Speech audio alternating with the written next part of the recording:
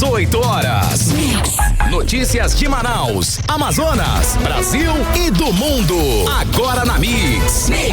Muito boa noite para você, sintonizado aqui em 100,7. Seguimos a programação da Rádio Mix, agora no programa 18 horas comigo, Karime Leão e Kennedson Paz. Boa noite, Kennedy. Olá, muito boa noite, Karime. Muito boa noite a todos vocês que acompanham a gente por aqui. Fernando Araújo também está na nossa mesa de operação. Tamo junto, Fernando. E aí, galera, você que está participando com a gente aqui no 18 horas, você pode interagir com a gente, mandar aquela mensagem, uma foto, agora uma foto ou um vídeo do trânsito aqui na cidade de Manaus. Manda pra gente, nosso número que é o 994887592. E tá valendo também a sua participação para você que nos acompanha ao vivo pela live do YouTube. Manda a sua mensagem de texto. E não esquece de seguir a gente nas redes sociais. No @18 horas news. 18 horas. Trânsito. E a gente já começa sabendo como é que está a volta para casa com André Meirelles. Boa noite, André. Muito boa noite para você, Karime, Kennedson, boa noite aos ouvintes ligados aqui na 100.7. Vamos logo atualizando uma situação de acidente de trânsito entre dois veículos de passeio que aconteceu agora no final da tarde. Foi na Avenida Torquato Tapajós, bem próximo ali à Associação dos Praças da Polícia e Bombeiros. Por lá aconteceu esse acidente, apenas a colisão mesmo, que a gente fala danos materiais, e aí acabou complicando o trânsito pelo local. Agora quem passa ali pela Avenida Torquato Tapajós está encontrando dificuldade para pegar. Além do horário de pico, tem essa situação também desse acidente de trânsito, bem próximo ali à nova Igreja Batista, para ser mais específico. Agora a gente tem também informações da Avenida Humberto Calderaro, está congestionada nesse momento. O fluxo de veículos aumentou pesado e a lentidão começa desde o início da via e segue até as proximidades do CSU do Parque 10, né? Trânsito travado aí nesse horário de pico. As pessoas que voltaram aí desse feriadão prolongado agora tem que enfrentar esse trânsito pesado. Inclusive, daqui a pouco a gente traz mais informações. Volto com vocês. Obrigada, André Meirelles. 18 horas. E vamos aos destaques de hoje. Tragédia. Uma pessoa morre durante a montagem da árvore de Natal do governo Wilson Lima. Empresa contratada pelo governo do Amazonas não tem registro no Conselho Regional de Engenharia e Agronomia do Amazonas. Negligência na saúde do Amazonas. Mãe em trabalho de parto em sofrimento espera mais de 24 horas por atendimento no Dona Lindu. Ela só foi atendida depois de denúncia feita nas redes sociais do 18 horas. 18 horas. Esses e outros assuntos, os destaques desta segunda-feira, a partir de agora para você. Hoje, dia 24 de novembro de 2025. 18 horas. E o fim de semana foi marcado por uma tragédia que deixou uma pessoa morta e um ferido durante a montagem da árvore de Natal do governo do Amazonas no Largo de São Sebastião nesse domingo. O guindaste tombou durante a montagem e parte da estrutura desabou. Um acidente que expõe a completa falta de fiscalização e controle nos contratos e serviços aqui na gestão do governo Wilson Lima. Kennedson Paz, chocou, né? Todo mundo ficou muito triste, abalado com as imagens e com tudo que aconteceu. Com certeza, foi um domingo em que as pessoas, realmente, a população de Manaus ficou amedrontada com aquela cena, desesperada, e principalmente se colocando no lugar dessa família que perdeu, infelizmente, o Antônio Paulo Rodrigues. Foi essa vítima que até chegou a ser encaminhada a uma unidade hospitalar, mas infelizmente não resistiu. A outra vítima foi o Ernest Libório Ramos, que segue internado e o estado dele é considerado estável. Uma tragédia que escancara falhas na segurança e na fiscalização dessa obra. Uma obra, gente, toda irregular, fora da lei. Escuta essa, o Conselho Regional de Engenharia e Agronomia do Amazonas, o CREA, que é o órgão responsável por esse tipo de fiscalização, informou que a empresa contratada pelo governo Wilson Lima simplesmente não tem registro no Conselho. A situação foi verificada pelo CREA na semana passada, que inclusive emitiu um auto de infração contra a empresa. Ainda segundo o CREA, até a última sexta-feira não havia operação de guindaste, ou seja, não havia nada planejado naquele local. A operação contava apenas com um caminhão Munk, que foi igualmente autuado conforme a legislação brasileira. O Conselho também disse que não foi informado sobre o projeto dessa operação chamado Plano Ring. Esse plano, Kennedson, ele é um documento técnico obrigatório que detalha o planejamento de operações, desciamento e movimentação de cargas pesadas, garantindo, é claro, a segurança. Ele inclui desenhos técnicos, cálculos, especificações dos equipamentos, acessórios a serem utilizados, além de planos de contingência para riscos envolvidos, ou seja, não tem nada, nenhum desses pontos existia. Tudo fora da lei, tudo irregular. Vamos ouvir o que disse a equipe de fiscalização do CREA. O Douglas Dias e Lidiane Oliveira são coordenadores de fiscalização do Conselho. Vamos ouvir. Também foi identificada uma empresa realizando trabalho em altura sem possuir registro no Conselho, ao qual foi lavrado auto de infração.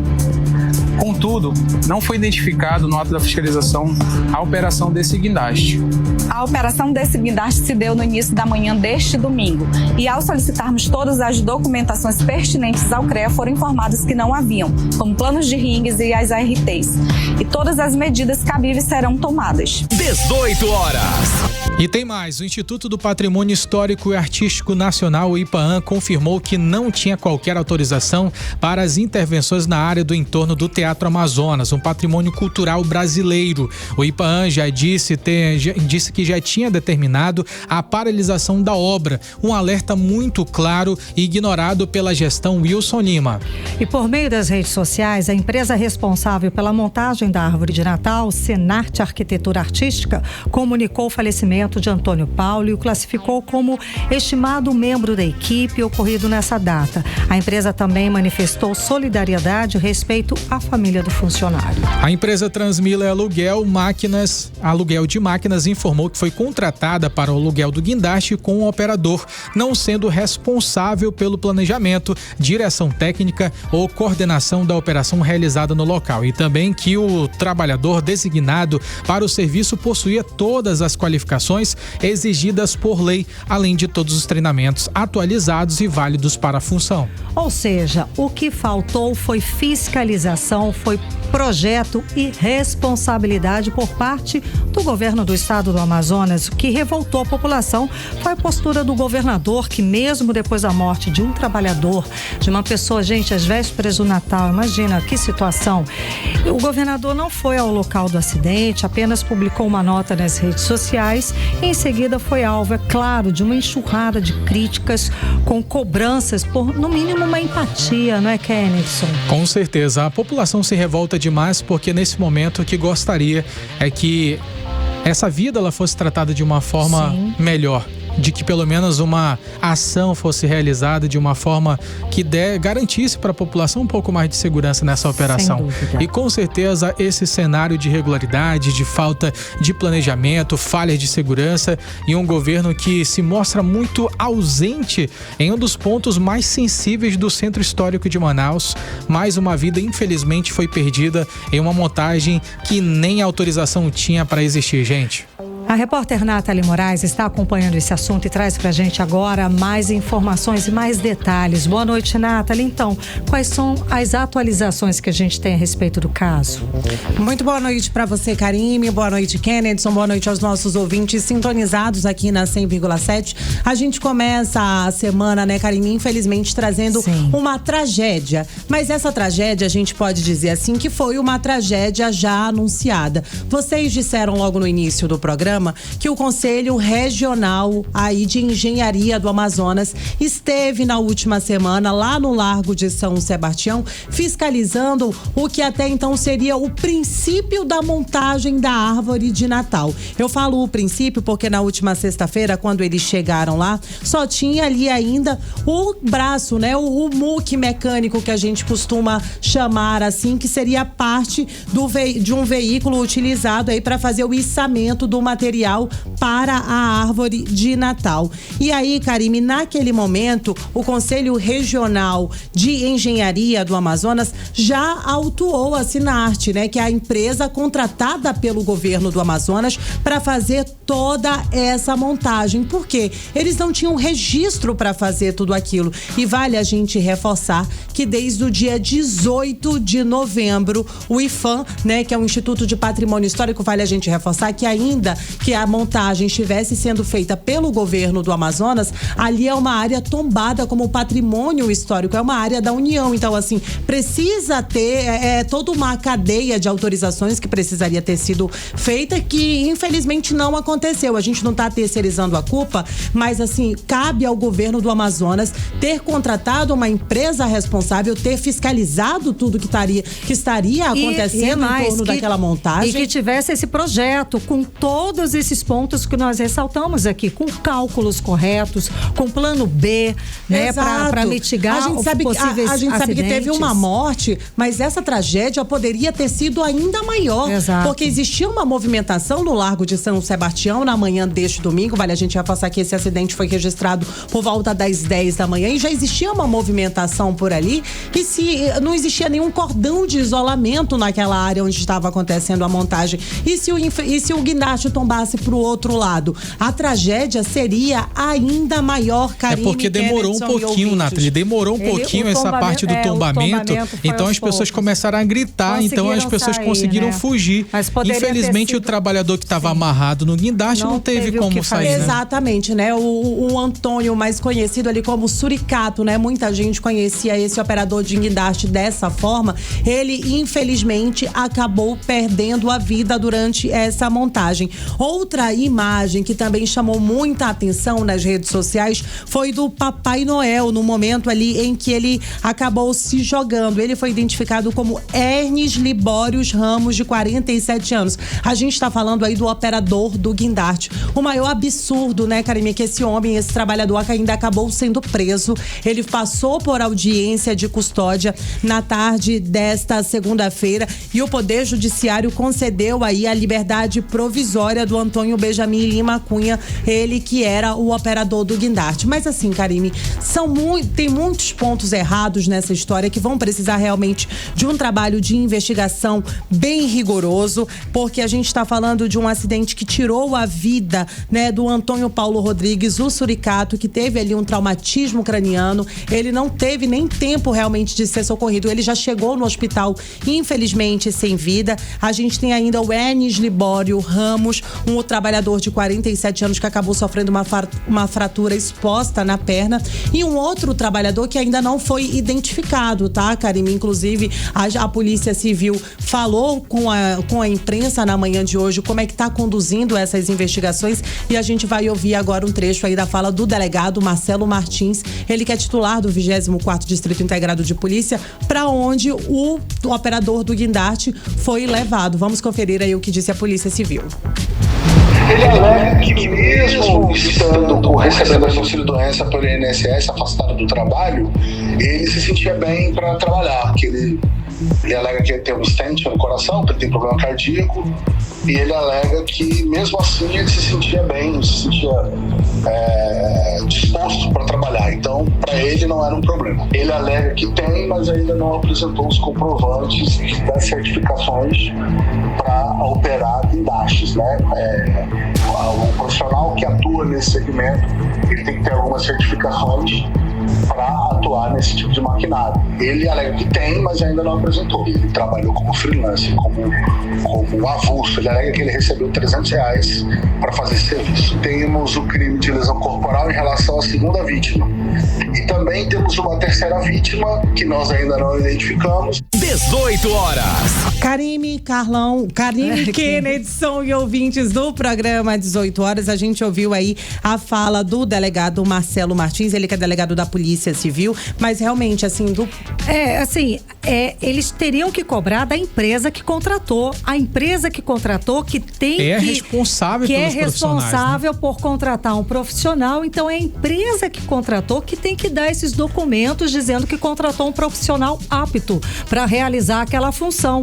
E não é o profissional ali terceirizado que está querendo ganhar um dinheirinho de fim de ano. Mas cadê a empresa contratada? Cadê os donos dessa empresa? O que mais revoltou, né, Karine, foi a gente ver esse trabalhador sendo algemado. É sempre a parte mais mais fraca, né? É isso. É sempre a parte mais fraca que acaba pagando por uma responsabilidade que não é apenas desse trabalhador, é de da empresa, cadê do governo empresa, que não fiscaliza. A Secretaria de Cultura também que é responsável, que terceirizou toda essa montagem para uma empresa que não apresentou nenhum projeto. Foi um improviso que deu muito errado, né? De cálculo grosseiro. Todo mundo viu que era impossível aquele caminhãozinho que se erguer aquele negócio. Faltavam equipamentos cruciais, básico. Ou seja, os grandes responsáveis, que foi a empresa terceirizada e a Secretaria de Cultura, cadê? Cadê eles na delegacia? Pois é, Karime, depois que o delegado passou ali todos os nomes, né, eu fui tentar encontrar os responsáveis pela Cernart, né, que é a empresa contratada pelo governo do Amazonas, responsável aí pela ornamentação, e eles meio que estão tentando jogar a culpa para a Transmuller, que foi a empresa que forneceu o guindaste, mas eles forneceram o guindaste. Pois é. A contratada pelo governo do Amazonas é a Cernart. A Cernart estava irregular. É tipo uma cadeia de responsabilidade. Não importa se foi o funcionário que errou. A empresa é responsabilizada. A empresa que tem o dever de prestar contas. Então, o que acontece? A empresa Denart, que foi contratada para fazer toda essa ornamentação e erguer a árvore de Natal, é que tinha que ter o projeto, os cálculos exatos do que contratar. Se ela ainda errou 2 vezes, porque contratou um equipamento errado,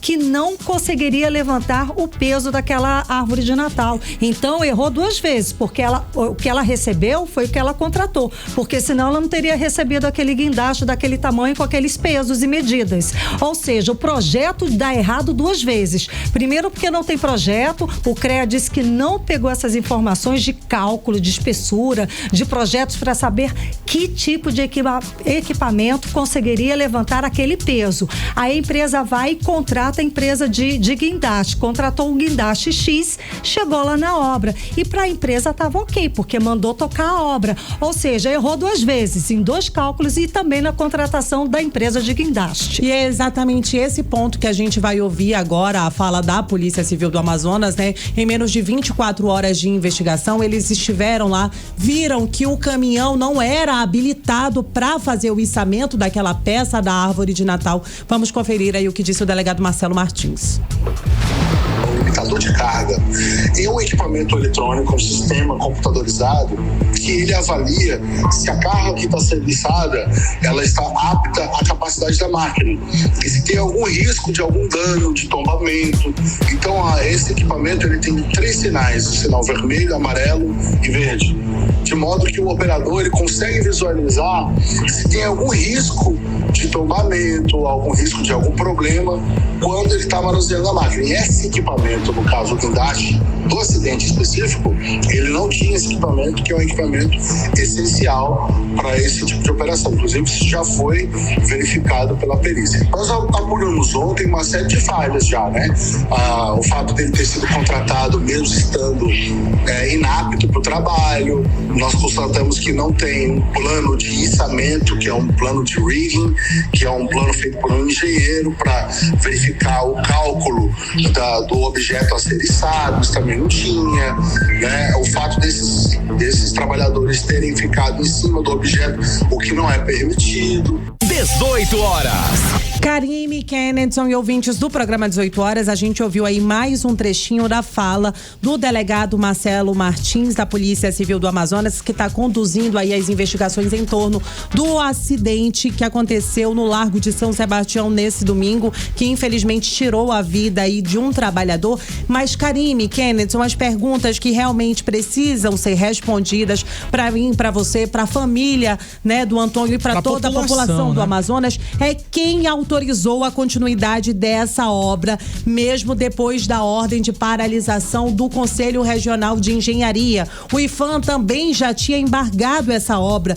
Por que a empresa permitiu que um trabalhador afastado estivesse ali? Por que o governo não estava ali fiscalizando o trabalho dessa empresa? Depois que, infelizmente, esse homem perdeu a vida, Karime, apareceu ali subsecretário de Cultura, apareceram várias figuras, várias peças importantes que precisariam estar ali durante aquela montagem, que não estava autorizada ainda pelas autoridades. Vale a gente reforçar isso aí. Só que até agora a gente não teve nenhuma resposta plausível. O governador foi lá nas redes sociais, emitiu uma nota se solidarizando a família e encerrou dizendo que a gente realmente precisa manter o espírito do Natal. E que os trabalhos continuam, né? Exato. Vida que segue. E aí, meu Deus Kennedson, ele recebeu uma enxurrada de críticas. Inclusive, teve gente falando que era só mais uma vida para quem matou tantas e tantas pessoas durante a pandemia. Teve gente lembrando aí a situação dos ventiladores pulmonares durante a pandemia de Covid-19. Ele realmente recebeu ali uma falta de oxigênio. Exato, Karime. Ele realmente recebeu uma enxurrada de críticas. E as nossas equipes foram às ruas para a gente tentar entender o que a população está achando dessa situação. A gente vai ouvir a fala do Elcinei Batista, ele que é açougueiro. O ser humano em si não teve culpa, não. Acho que o material deu problema na hora, né? Não foi avaliado direito, mas foi uma fatalidade. Para mim, eu acho que o governo do estado, não defendo o governo do estado, não gosto do governador e o senhor logo dizendo aqui mesmo, mas nessa ponta aí, eu acho que foi uma fatalidade. 18 horas. Karime, a gente também ouviu a Diana Soraya, ela que é auxiliar de cozinha e falou com a nossa equipe. Eu acho que assim, uma obra dessa é bem bonito ficar, né, uma exposição numa praça, mas aí a gente tem que rever alguns pontos, né? Então tem muito detalhe aí que precisa ver. Então, se for uma coisa que é para prejudicar alguém, que não aconteça, né? Então que primeiro eles vejam, né, como é que vai ficar, né, o peso, tudo, para poder fazer uma coisa dessa, né? 18 horas. Karime, Kennedson e ouvintes, a gente ouviu aí a fala da população sobre esse acidente. Só para eu encerrar, Karime, vale a gente reforçar que no ano passado a Senarte também foi a empresa responsável pela montagem da árvore de Natal no Largo de São Sebastião, e a gente teve um incêndio registrado lá na árvore de Natal, né? Não sei se os nossos ouvintes conseguem lembrar desse episódio que aconteceu. A árvore já estava montada. No último ano, a árvore já estava montada. As chamas alcançaram mais de 20 metros de altura. O Corpo de Bombeiros foi acionado. Felizmente, a gente não teve vítimas fatais, mas mais uma vez, a empresa que teve esse acidente, né? Teve esse incidente do incêndio, agora, infelizmente, acabou tirando a vida de um trabalhador. A gente espera que a justiça e os culpados respondam por isso. É o que a gente espera. Agora, de novo, como é que a empresa consegue uma concorrência dessa sem estar legalizada junto ao CREA, que é o órgão responsável, e sem mostrar nenhum planejamento obrigatório? Você fazer sua laje lá na sua casa sem ter autorização para ver se você para ver consegue. Se não aparece algum fiscal ali para embargar. Gente, não tem detalhamento do projeto, não tem cálculo, não tem plano base, não tem um plano B, eles não apresentaram nada, segundo o CREA. Como é que consegue de novo essa licitação? Como é que consegue chegar lá para fazer um absurdo desse que causou a tragédia da morte desse trabalhador, né, Kennedy? Com certeza. A gente espera que essas investigações elas sejam feitas e que os responsáveis por essa tragédia sejam punidos, Karime. E fica aqui a nossa solidariedade à família do trabalhador Antônio Paulo Rodrigues, que morreu vítima desse acidente. Vamos ouvir um pouquinho, um pedacinho dele, que ele falou. Deus no comando sempre. Esse foi um vídeo que ele postou. Todas as pessoas tinham muito carinho por esse trabalhador.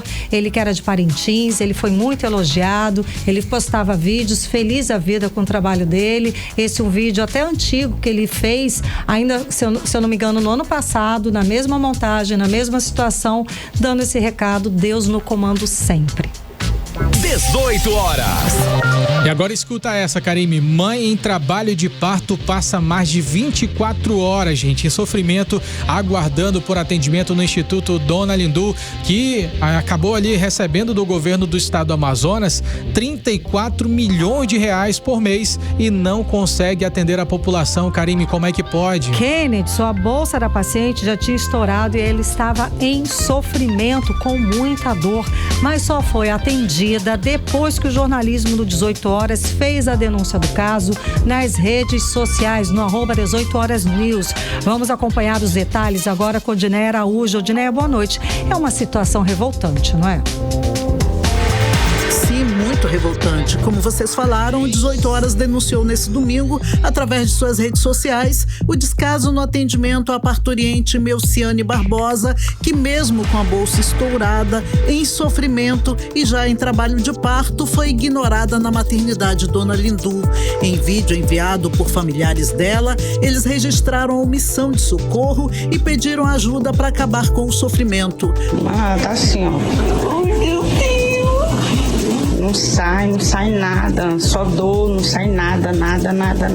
De acordo com a irmã da vítima, Daiana Vasconcelos de Souza, Melciane apresentou o documento médico dizendo que ela precisaria fazer uma cesárea e que não tinha condições de passar pelo parto normal por não ter dilatação suficiente para isso. Só que o documento foi totalmente ignorado pela equipe de plantão da organização social Agir, contratada em dezembro do ano passado pelo governo do estado por 2 bilhões de reais para comandar o Dona Lindu e o 28 de agosto por 5 anos. Segundo Daiana de Souza, a negligência no atendimento de sua irmã por pouco não acabou em tragédia. Eles fizeram a minha irmã ter normal.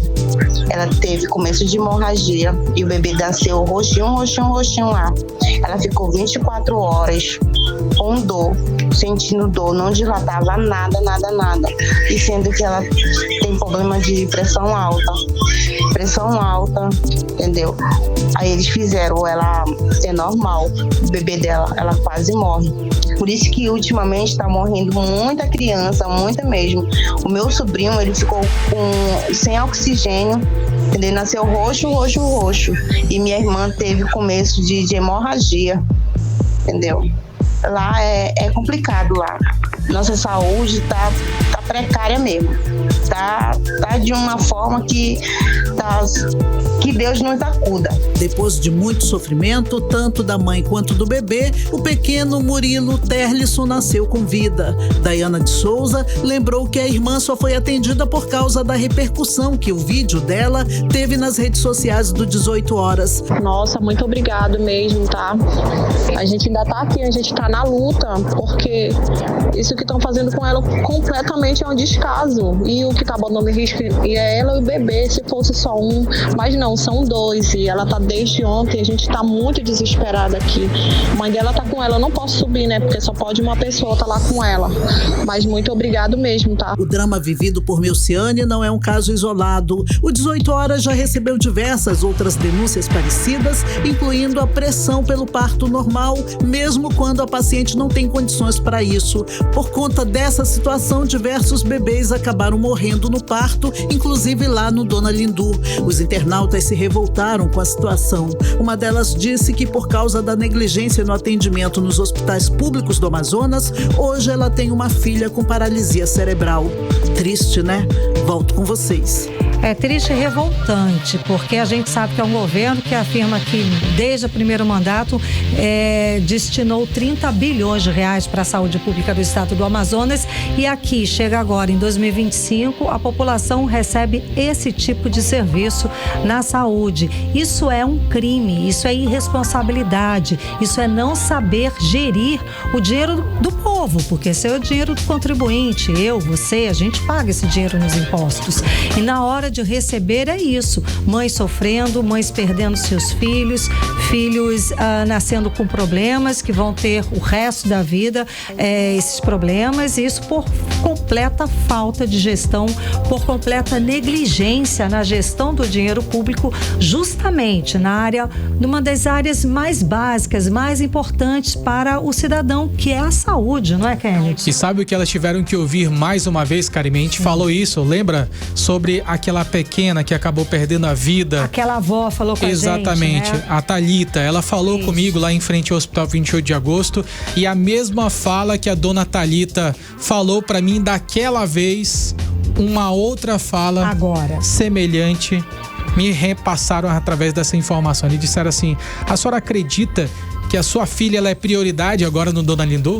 Meu gente, Deus. isso já... Se essa frase tá sendo repetida para todas as mulheres... É cartilha, gente? O que é isso? Só pode ser uma cartilha, só pode ser algo que se tornou um... modus operandi. É, né? o modus operandi, a forma isso? como as pessoas têm tratado as mulheres em situação de parto, gente. Se você for ver o vídeo da Damiane, meu Deus do céu. Tá lá a no mulher 18 está... horas, não é? No arroba 18 horas, você pode ir lá ter acesso a esse vídeo. A mulher estava desesperada há mais de 24 horas em trabalho de parto, não tinha passagem, tinha solicitado para os médicos fazer a cesariana, não quiseram fazer, queriam insistir ainda no parto normal e ainda chegarem a questionar: você acha que sua filha é prioridade? Meu Deus, isso não é forma que alguém trata a pessoa, principalmente nessa condição, que a pessoa não tá nem dentro de si, cara, porque uma dor infernal, uma cheio dor de muito dor, forte. lógico, com muita dor, e ainda recebe esse tipo de tratamento. Ou seja, é o pior do pior dos mundos, onde a gente chegou. A saúde pública do estado do Amazonas está no fundo do poço, onde até as pessoas recebem isso na hora mais frágil, numa hora de dor, na hora de dar à luz, que deveria ser um momento assim maravilhoso, um momento de ápice da vida de qualquer mulher. Ela escuta isso, está se achando prioridade? Gente, falta tudo, inclusive um atendimento digno a essas pessoas. Falta humanidade, cara. Humanidade, exato, tá faltando tudo, até a humanidade na ponta ali, no atendimento. A população está desse modelo. É o fim do poço. Eu não sei nem o que mais dizer a respeito da saúde pública do estado do Amazonas. Eu sei, Karime, infelizmente eu sei dizer o que eu posso falar para esse momento. Que se nada mudar, a gente vai ver esse cenário sendo repetido todos os dias, gente. Porque não é uma vez, não é duas vezes. É diário. Se você for nessa mesma postagem do 18 horas, arroba 18 horas news, você vai ver uma enxurrada de comentários de mulheres que já passaram pela mesma situação. Não é de hoje, gente. E se nada mudar, se não houver fiscalização, mais mortes vão acontecer, infelizmente, por essa empresa que já tem um histórico negativo, Karime. Está ganhando milhões de reais para isso. Agora em Manaus, 6 horas e 32 minutos. 18 horas. Mudando um pouquinho de assunto, galera, porque Manaus vai receber recapeamento em 141 ruas na Zona Norte de Manaus, com 23.700 toneladas de asfalto para melhorar a mobilidade e a segurança viária. Karime, ótima notícia, né? Kenneth, o anúncio foi feito hoje de manhã pelo prefeito Davi Almeida, como explica o repórter André Meirelles. Boa noite, André. Muito boa noite a todos. Olha, um pacote de obras que inclui 141 ruas recapeadas, uma ação que já foi lançada, inclusive, pelo senador Eduardo Braga, ao lado do prefeito Davi Almeida. São 26,9 milhões de reais em emendas do senador para investir ali nos bairros da Zona Norte. Essa fase, ela faz parte de um investimento bem maior, que já passa aí dos 69 milhões de emendas de Braga, como explica o prefeito Davi Almeida. São 1.117 ruas recapeadas na Zona Norte. Nós temos agora a emenda do senador Eduardo Braga, que nós vamos recapear mais 141 ruas. É o maior programa de recuperação asfáltica, recapeamento de ruas da história de Manaus, e que também tem a participação e ajuda do senador Eduardo Braga, a quem nós agradecemos. Agora, esse pacote atual, ele abrange 11 núcleos da Cidade Nova, com 23.700 toneladas de asfaltos.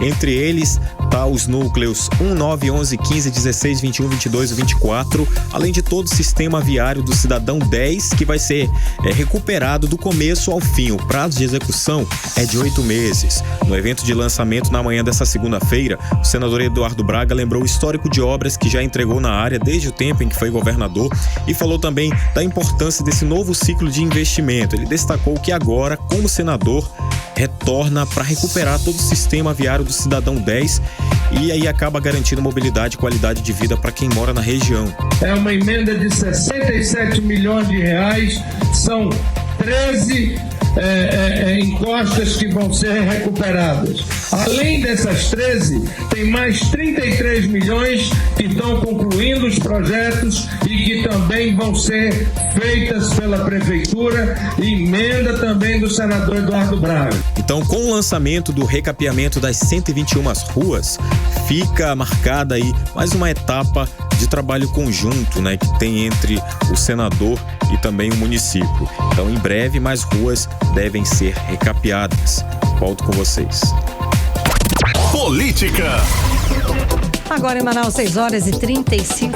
Vamos de política com Kennedson Paes e Nathalie Moraes. Kennedson, vamos lá. O assunto do fim de semana foi a prisão de Jair Bolsonaro. E hoje o Supremo Tribunal de Justiça decidiu manter o ex-presidente preso. Qual a expectativa daqui para os próximos dias, Kennedson? Então, com essa prisão sendo mantida, então a possibilidade é de que essa pena ela realmente vá ser cumprida no tempo mais rápido possível, né? Se bem que ele já está preso naquela unidade da Polícia Federal. E essa decisão, gente, ela saiu ainda há pouco, né? Esse é um ponto de partida para que a gente possa entender um pouquinho mais sobre essa situação política que envolve essa prisão do ex-presidente Jair Bolsonaro. A decisão ela foi confirmada pela Corte e segundo o próprio entendimento dos ministros do Supremo Tribunal Federal, houve uma quebra deliberada das medidas cautelares, especialmente pela violação da tornozeleira eletrônica e pela convocação da vigília na casa do ex-presidente, interpretadas como indícios de possível fuga, o que foi entendido pelo Supremo Tribunal Federal. E esse é um cenário em que a defesa deve abrir mão nesse segundo embargo de declaração, deixando o caminho mais livre para a execução imediata da pena de 27 anos e 3 meses. O único recurso ainda vai ser apresentado, que foi confirmado pela defesa, os embargos infringentes, o que não impede o início do cumprimento da pena e que cria ali um ambiente de pressão mais inédita para esse ponto, para a defesa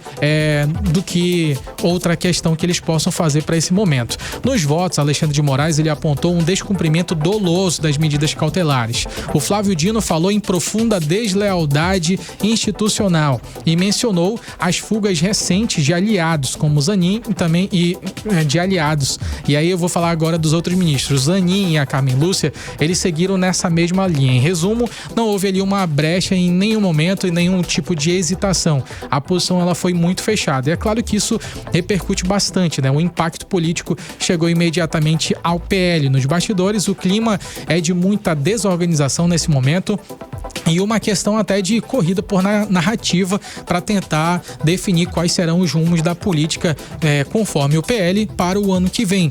E o Valdemar Costa Neto, ele convocou essa reunião emergencial para poder tentar unificar esse discurso, algo que não vinha acontecendo nesses últimos períodos. Parecia que cada um estava querendo tomar a narrativa e cada um estava querendo assumir esse protagonismo. O Zé Trovão agora, ele que é um deputado federal daqui do Brasil, ele acabou chamando os caminhoneiros nesse final de semana para fazer uma manifestação sem consultar essa alta cúpula.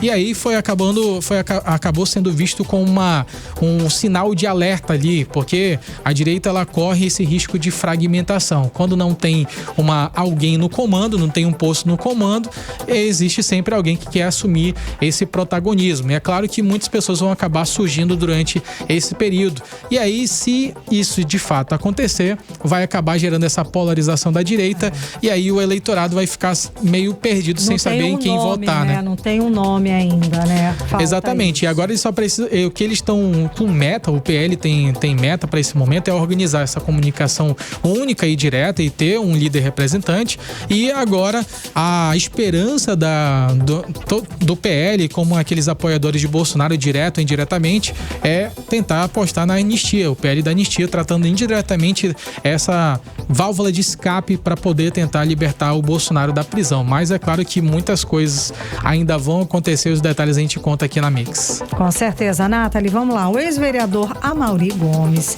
ele virou alvo de inquérito depois de toda aquela confusão na roda gigante lá na Ponta Negra, nesse fim de semana também. Agora ele é investigado por falsa comunicação de crime e por expor a vida de outras pessoas a perigo. O que pode acontecer com ele mais, Nathalie? Então, Karime, Kennedson e ouvintes, a Polícia Civil foi às ruas, a gente esteve inclusive hoje lá no Complexo Turístico da Ponta Negra para averiguar, né, investigar realmente de fato a situação do ex-vereador Amaury Gomes e pode sim avançar para um indiciamento formal na Polícia Civil. Inclusive a polícia já começou, Karime, a ouvir testemunhas, representantes da prefeitura e os responsáveis pelo equipamento, né, e para realmente pegar ali todos os elementos que possam reforçar a necessidade de aprofundar a investigação. Você adiantou para os nossos ouvintes que existem 2 suspeitas de falsa comunicação de crime e por expor a vida e a saúde de outras pessoas ao perigo, já que depois que mexeram ali, né, na caixa elétrica, a roda gigante chegou a parar realmente. A Polícia Civil foi até o local hoje fazer ali uma perícia técnica, mas vale a gente reforçar, né, que esse caso ganhou uma grande repercussão depois que o Amaury foi nas redes sociais e aí logo em seguida o prefeito de Manaus, Davi Almeida, foi lá e rebateu ali as acusações feitas pelo ex-vereador, né? Inclusive, o prefeito fez questão de reforçar que não existe ligação inadequada ou clandestina na praia da Ponta Negra. Eu até separei um trechinho aí da fala do prefeito. O delegado Ivo esteve lá de noite e afirmou isso. O delegado Ivo Martins. Ele também esteve lá e afirmou que não há nenhuma ligação clandestina naquele complexo, que está tudo ok, que a ligação é a mesma, feita inclusive para abastecer de luz os permissionários que trabalham lá. É exatamente esse ponto que a gente vai ouvir agora na fala do prefeito de Manaus, Davi Almeida. Um sujeito chamado Amaury veio aqui e fez um vídeo dizendo que tinha uma ligação clandestina. Ele já acho que é suplente, parece que não é mais vereador, não sei nem qual é a situação dele ainda. O que a caça de like, de lacração faz? Aqui existem vídeos que comprovam ou afirmam, algumas pessoas mandando, que o pessoal da equipe dele foi cortar o fio da roda gigante. A roda gigante parou aqui da Ponta Negra porque esse sujeito fez um vídeo meia hora antes. Só de ele abrir aquela caixa, ele já está cometendo crime. Qual foi a alegação desse cidadão que tem ligação clandestina? Afirma a todos vocês, na Ponta Negra não tem ligação clandestina. 18 horas. Karime, Kennedy, ouvintes do programa 18 horas, a gente ouviu aí um trechinho da fala do prefeito de Manaus, Davi Almeida. Agora realmente tudo depende aí do trabalho da perícia, da investigação da Polícia Civil. E se todas essas especulações se confirmarem, né, Karime, o ex-vereador Amaury, ele pode sim responder criminalmente, né, pelos crimes que a gente já adiantou, pelo crime de falsa comunicação e por expor a vida e a saúde de pessoas ao perigo. Kennedson, vamos lá. A deputada estadual licenciada Joana Dark voltou como titular da Secretaria de Proteção Animal. É um bate-volta, inclusive programado, né? Para ela liberar as emendas que já estavam ali engatilhadas, não é isso? Com certeza, só que daí teve aquela dança das cadeiras de novo, né, gente? Naquela situação do União Brasil, e aí mexeu de novo nessa questão da engenharia política aqui no nosso estado do Amazonas. Assim, o decreto ele foi publicado, Karime, no Diário Oficial, a entrada da Joana Dark nessa pasta, ela abriu espaço para esse efeito cascata, ou seja, o retorno da professora Jaqueline à Alean e automaticamente também a volta do Amaury Gomes, esse que a gente comentou ainda há pouco, ele vai voltar para a Câmara Municipal de Manaus. Oficialmente, ninguém confirma, as assessorias elas dizem apenas que não há movimentos, mas nos bastidores todo mundo já sabe que esse é o xadrez político. Na última semana, Joana havia deixado a CEPET para poder cuidar das emendas e indicações da Alean e que reforçou Jaqueline, acabou forçando, na realidade, a Jaqueline a retornar à Câmara Municipal de Manaus. Agora, com essa nova mudança, o tabuleiro ele se reorganiza outra vez. E quem fica no centro desse terremoto é o Amaury Gomes. Ele tinha passado apenas um mês na Câmara Municipal, mas foi o suficiente para ele poder acabar tendo uma outra postura à frente da Câmara Municipal e até chegou a fazer muitas cobranças ao prefeito, e agora ele vai responder pelo que acabou cometendo lá na praia da Ponta Negra. E aí, ao mesmo tempo, a situação ela acaba sendo essa instabilidade. Tem sido mencionado muito através das redes sociais essa instabilidade, mudanças, vem pra cá, vai pra lá. E para outros é uma oportunidade para acabar tendo o nome divulgado ainda mais, e já tem as eleições ano que vem, né? Para alguns estão aproveitando e outros não estão gostando não desses movimentos constantes. Tá ótimo. Muito obrigada pelas informações, Nathalie Moraes e Kennedson Paz. 18 horas. E daqui a pouco aqui no 18 horas, última semana do Feirão Limpa Nome termina essa semana, viu? Dia 30 de novembro. Você vai conferir os detalhes daqui a pouco. 18 horas. Vamos voltar a falar com o repórter André Meirelles. André, conta pra gente que teve ação do Instituto Municipal de Mobilidade Urbana. É isso, André? Conta mais. É isso mesmo, Karime, Kennedy, são os ouvintes. Boa noite para todos. Aconteceu na manhã dessa segunda-feira, além aí do IMU, né? Teve o apoio da Guarda Municipal de Manaus, Batalhão de Policiamento de Trânsito e o Detran, né? Esses órgãos, eles executaram essa operação chamada Transporte Seguro, isso na Avenida do Turismo, na zona oeste da capital amazonense. A gente já teve, inclusive, situações de tragédias e por isso, então, está acontecendo com mais intensificação dessas fiscalizações ali pelo local. Então, essa operação, segundo aí o IMU, teve como objetivo principal ali os veículos sem CNH, que é a Carteira Nacional de Habilitação, documentação atrasada ou embora sem condições de trafegar como pneus ali que estejam carecas. O diretor de operações de trânsito do IMU, Stanley Ventilari, disse que essa fiscalização reduz as irregularidades que são encontradas e denunciadas também, principalmente ali pela Avenida do Turismo, que foi feita essa fiscalização, vale lembrar, nos dois sentidos da via. Vamos conferir a fala dele. O grande objetivo realmente é respeitar a legislação, respeitar o Código de Trânsito Brasileiro, respeitar os limites de velocidade, verificar a sua documentação, trafegar com a documentação realmente totalmente legalizada e fundamental também, verificar as condições de circulação do seu veículo, se está com o pneu desgastado ou não, se tem algum equipamento de segurança e obrigatório que não está funcionando. Ele verificando todas essas situações e respeitando o CTB e os limites de velocidade, a gente consegue reduzir o número de acidentes na cidade. 18 horas. Aí, a gente conferiu a fala do diretor de operações de trânsito do IMU, Stanley Ventilari, e só o balanço aqui da operação foram 307 abordagens, 63 veículos autuados e 14 removidos para o depósito, segundo o IMU. E vai continuar essa operação, onde isso aí vai ser de surpresa, né? Mas quem tiver aí em dias precisa então se preocupar. Agora vamos trazer aqui atualizações sobre a situação do trânsito pela capital amazonense. Trânsito carregado, que nesse momento está nos ouvindo aqui na 100.7, dirigindo o seu carro, o seu veículo aqui pela capital amazonense, sabe que as principais vias hoje, né, está congestionada. A gente está falando da Humberto Calderaro, da Avenida Constantino Neri, também da Djalma Batista, outras rotas de fuga que hoje estão completamente aí, né, congestionadas. Isso tudo porque aconteceu um acidente mais cedo, né? Um acidente de trânsito envolvendo 3 veículos, um caminhão, uma picape, um carro de passeio, que acabou também fazendo com que uma vítima desse carro de passeio, uma mulher de 27 anos, acabasse ali ficando levemente ferida. Foi ali socorrida para o Hospital Platão Araújo, mas não corre nenhum risco. Só que esse acidente acabou refletindo aí um grande congestionamento aqui pela capital amazonense. Daqui a pouco a gente tem mais atualizações, volto com vocês. Muito obrigada, André Meirelles. Previsão do tempo. Vamos saber agora a previsão do tempo com ela, Vanessa Lima.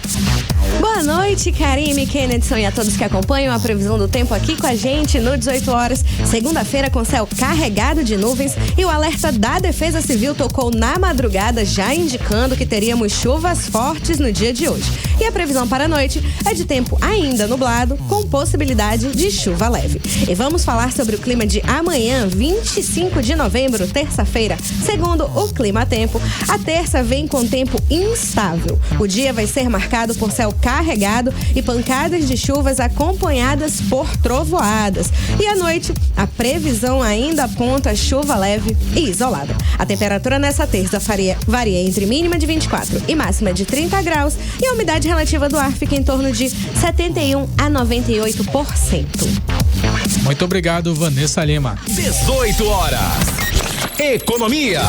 Vamos agora aos indicadores econômicos de hoje. O dólar fechou em queda de 0,12%, cotado aos R$ 5,39. O euro fechou estável aos R$ 6,21. O Bitcoin segue em alta de 0,28% aos R$ 477.150. O Bovespa fechou em leve alta de 0,28% aos 155.208 pontos. E pela segunda semana consecutiva, a projeção para a inflação de 2025 no Brasil está abaixo do teto da meta. O Índice Nacional de Preços ao Consumidor Amplo, IPCA, a inflação oficial do país deve ficar em 4,45%. A informação é do Boletim Focus, divulgada hoje. 18 horas. Agora atenção para você que tá com o nome sujo, gente. O Feirão Serasa Limpa Nome está com uma mega operação no ar e nesta semana voltou a oferecer atendimento gratuito por telefone para quem quer negociar dívidas sem complicação, olha. É a última semana, viu, Kenneth? O desconto vai até 99% e parcela que promete caber Black Friday, boa, no bolso, como explica o repórter André Meirelles. Boa noite, André. Muito boa noite, Kennedson, Karime, aos ouvintes. Olha, inclusive esse serviço vai de 25 a 29 de novembro e das 8 da manhã até as 8 da noite pelo número 0800 591 5161. Foi criado aí desde 2024 o Alô Serasa e agora já soma mais de 77 mil atendimentos. Então essa ideia é para quem prefere ali um atendimento mais humanizado, para tirar dúvidas e fazer negócios. Essas ofertas, elas são as mesmas do site e do app.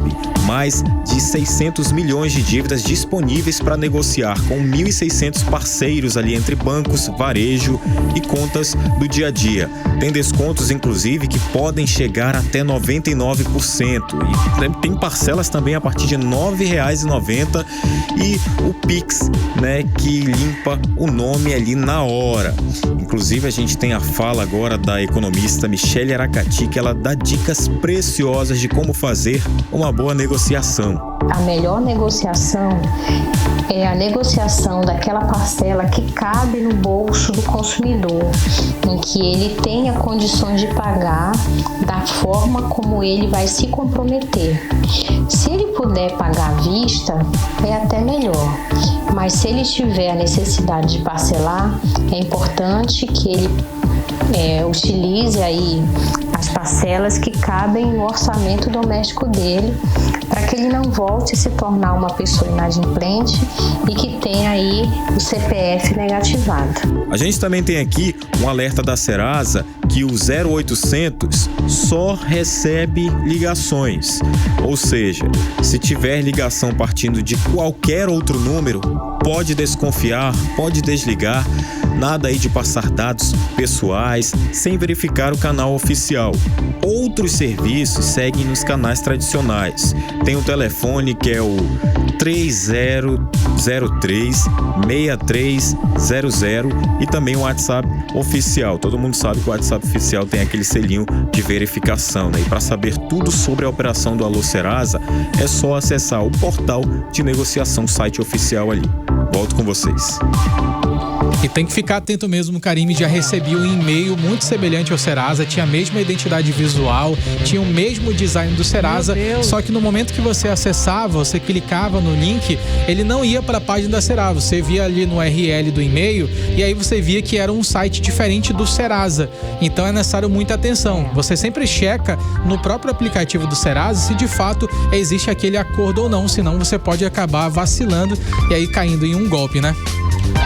18 horas. Agora atenção, gente, olha só, começou aqui na nossa cidade de Manaus uma mobilização que coloca a luz sobre um dos temas mais urgentes da nossa sociedade, a violência contra a mulher. O Amazonas lidera o ranking nacional. A violência afetou mais de 93%, gente, das mulheres do estado em 2024. Infelizmente, somos campeões nesse ranking, não é, Kenneth? O Tribunal Regional do Trabalho abriu oficialmente a campanha 21 dias de ativismo pelo fim da violência contra a mulher. O evento mistura arte, debate e ações de conscientização. E quem traz os detalhes é o Diné Araújo. Diné, boa noite. Explica melhor essa campanha pra gente. Bom, a campanha 21 dias de ativismo pelo fim da violência contra a mulher é uma campanha nacional coordenada pelo Conselho Nacional de Justiça e faz parte de um movimento internacional que começou em 1991. Aqui no Amazonas, a campanha reúne servidores, autoridades, escritores e o público em geral. Em 2024, o Amazonas enfrentou um cenário desafiador de violência contra a mulher, liderando estatísticas nacionais e registrando aumento crescimento em denúncias e feminicídios. O estado liderou nacionalmente em violência doméstica. Segundo pesquisa, o Amazonas teve o maior percentual do país de mulheres que relataram já ter sofrido algum tipo de violência doméstica, 57%, e agressão física, 93%. Também teve aumento de denúncias. O serviço Ligue 180 registrou um aumento de 45,4% nas denúncias no Amazonas em 2024, em comparação ao período anterior. Embora dados parciais de 2025 apontem para uma redução significativa nos casos de feminicídio, houve ainda crescimento do crime. O Anuário Brasileiro de Segurança Pública de 2025, com dados do ano passado, apontou um crescimento de 26% nos casos de feminicídio no estado entre 2023 e 2024. Em relação a outros crimes, em média, 4 pessoas foram estupradas por dia no Amazonas em 2024, segundo o Ministério da Justiça. Para reduzir esses números, o Tribunal do Trabalho no Amazonas aderiu à campanha nacional com uma programação diversificada. A juíza do trabalho, Larissa Carril, coordenadora do Comitê de Incentivo à Participação Feminina do TRT-11, explica que a Justiça do Trabalho não atua apenas na questão de emprego e renda, também tem um papel crucial na promoção de um ambiente de trabalho justo e saudável. E principalmente de uma sociedade mais justa e equitativa. E é por isso que nós aderimos à campanha dos 21 dias de ativismo pelo fim da violência contra a mulher. Este evento vai ser uma oportunidade da gente tentar sensibilizar e mobilizar a sociedade sobre a gravidade da violência contra a mulher em todas as suas formas, inclusive a que ocorre dentro do ambiente de trabalho.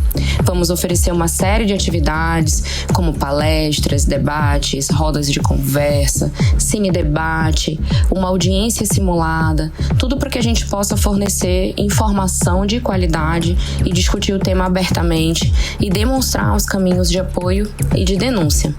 Ao discutir, ao enfrentar esse problema, estamos trabalhando diretamente para construir uma cultura de respeito e uma cultura de igualdade. Durante a programação, o TRT-11 lança 2 obras importantes: o livro Beco dos Pretos, da escritora amazonense Lupona Corrêa de Souza, e a coletânea Diferentes Olhares e Perspectivas Socioculturais na Amazônia, em 3 volumes. A campanha 21 Dias de Ativismo pelo Fim da Violência contra a Mulher segue até o dia 10 de dezembro. As atividades são gratuitas e abertas ao público. Volto com vocês.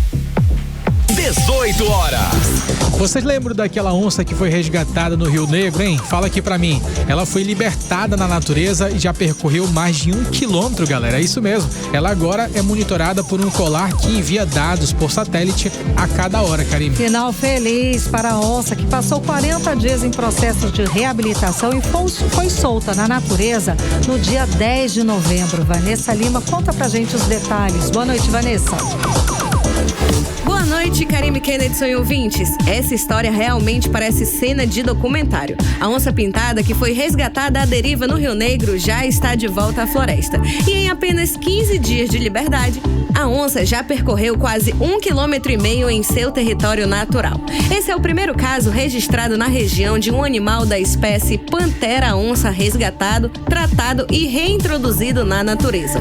O resgate aconteceu no dia 1º de outubro, quando passageiros de uma embarcação avistaram a onça tentando atravessar o rio, exausta e desorientada. A equipe técnica entrou em ação, capturou o animal e o levou para o zoológico do Tropical, onde ele passou 40 dias em exames, observação e monitoramento. A soltura foi feita em uma área de mata preservada, longe de comunidades ribeirinhas, garantindo segurança tanto para os moradores quanto para o animal. A operação contou com uma verdadeira força-tarefa. Médicos veterinários, biólogos, pesquisadores e técnicos da Secretaria Executiva de Proteção da Amazônia. A secretária da CEPET, Joana Dark, comentou sobre a emoção de participar desse momento. Para mim, como médica veterinária, é algo muito especial, porque é a primeira vez que eu participo da soltura de uma onça pintada, desse felino que é o maior felino das Américas e que é símbolo da nossa Amazônia. O animal recebeu um colar de monitoramento cedido pelo Instituto Onça Pintada de Goiás. E a boa notícia é que o monitoramento mostra que ele está vivo, ativo e explorando os territórios. Os exames também mostraram que a onça tinha mais de 30 estilhaços de disparo de arma de caça no rosto, cabeça e pescoço, além de dentes quebrados e ferimentos visíveis. Mas mesmo assim, seu estado de saúde foi considerado estável e após o tratamento, ela pôde voltar ao seu habitat. Volto com vocês. 18 horas. Vamos agora ao último giro no trânsito. Vamos saber 7 em ponto como é que está a volta para casa com André Meirelles. Boa noite, André.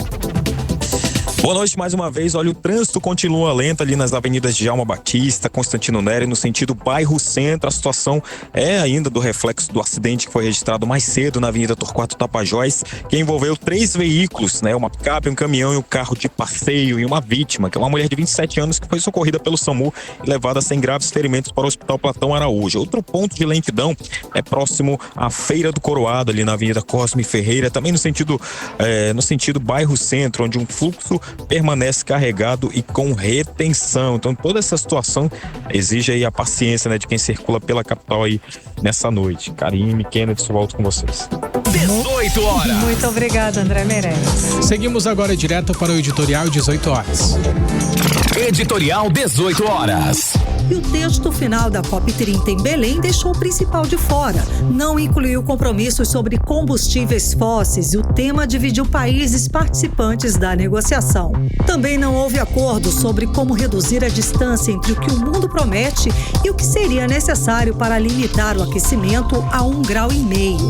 E o financiamento para adaptação, considerado decisivo para países em desenvolvimento, avançou menos do que o esperado. São questões que seguem abertas e devem ser retomadas na próxima Conferência da ONU sobre o Clima, marcada para 2026 na Turquia. A sensação é de que interesses específicos de cada país dificultaram os acordos contra a crise climática na COP30. O planeta continua sob os riscos do desequilíbrio ambiental e a Amazônia sob os riscos do desmatamento, do aumento das secas e cheias extremas e das fortes ondas de calor. 18 horas. O 18 horas de hoje fica por aqui. Muito obrigada pela sua companhia, pela sua audiência. Um beijo, até amanhã. Boa noite, Kennedy Paz. Muito boa noite, Karime. Boa noite a todos que acompanharam a gente até aqui. E não esqueça de seguir a gente nas redes sociais, no @18horasnews. Tamo junto. Você ouviu 18 horas. As notícias do Brasil e do mundo. De volta amanhã.